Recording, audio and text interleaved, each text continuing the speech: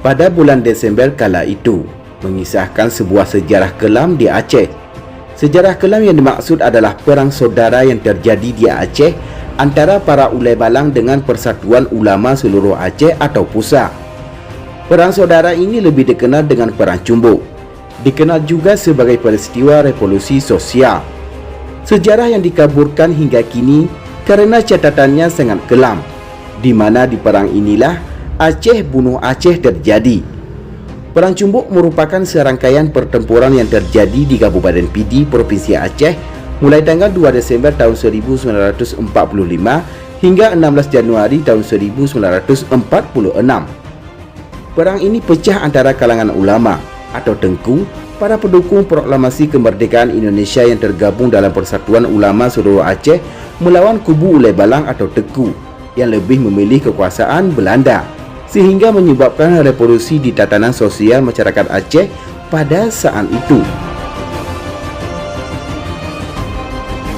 Kalau mau jujur, dua-duanya merupakan posisi pion saat itu. Satu membela Indonesia dan satu lagi berada di pihak Belanda karena keadaan yang memaksa. Di mana akibat perang saudara ini ada ribuan warga Aceh yang terbunuh dan keluarga yang tercerai-berai. Sebagian malah masih hidup dengan stigma negatif yang tak kunjung bisa diperbaiki hingga saat ini. Lantas bagaimanakah kisahnya? Sebelum lebih jauh kita mengupasnya, tekan dulu subscribe, like dan share agar sejarah Aceh lebih terpandang di mata dunia.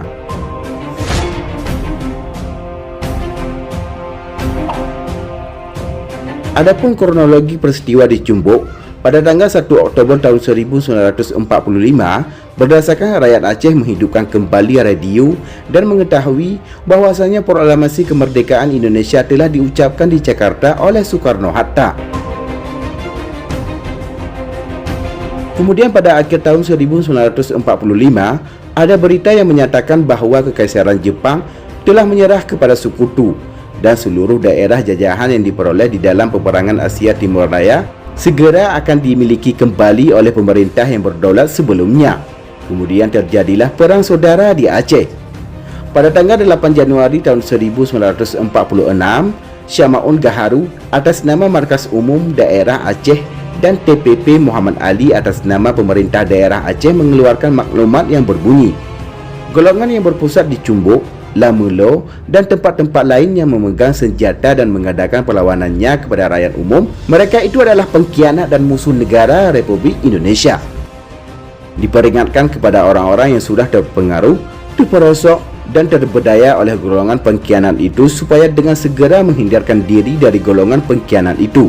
Kalau tidak, mereka itu akan dihukum dan menerima ganjaran menurut kesalahannya. Kemudian pada tanggal 16 Januari tahun 1946, tertangkapnya Teku Daud Cumbuk, seorang pimpinan markas ulai balang Cumbuk yang melarikan diri ke gunung setelah peristiwa kegagalan mereka mempertahankan markas Cumbuk. Pada tanggal 16 Januari tersebut, tahun 1946, Markas Besar Rakyat Umum mengeluarkan maklumat yang berbunyi, pertempuran sudah selesai karena kaum ulai balang yang dianggap pengkhianat tanah air sudah disapu bersih. Famili-famili pengkhianat dan orang-orang kampung yang tidak berdosa tidak akan diganggu. Rakyat yang baik mesti tinggal di tempatnya masing-masing. Barang siapa yang masih bersifat khianat dan melawan terhadap rakyat akan dijatuhkan hukuman mati. Dilarang keras merampok, menyembunyikan atau menggelapkan senjata api untuk kepentingan sendiri. Senjata api tersebut segera diserahkan kepada kantor Markas Besar Rakyat Umum. Kemudian pada tanggal 24 Juni tahun 1946, Tengku Muhammad Daud Shah atas nama Residen Aceh mengeluarkan peraturan tentang menguasai atau memiliki harta benda peninggalan yang dicap pengkhianat, yaitu ulai balang Cumbuk NRI daerah Aceh.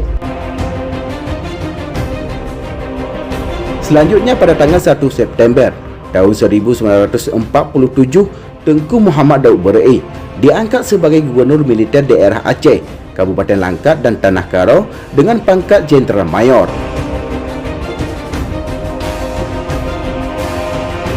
Kemudian pada bulan Agustus tahun 1948 munculnya Gerakan Said Ali CS, serta pada tanggal 20 Agustus tahun 1948 dikeluarkan maklumat Gubernur Sumatera Utara tentang Gerakan Said Ali CS. 3 November tahun 1948 pemerintah mengambil tindakan terhadap Gerakan Said.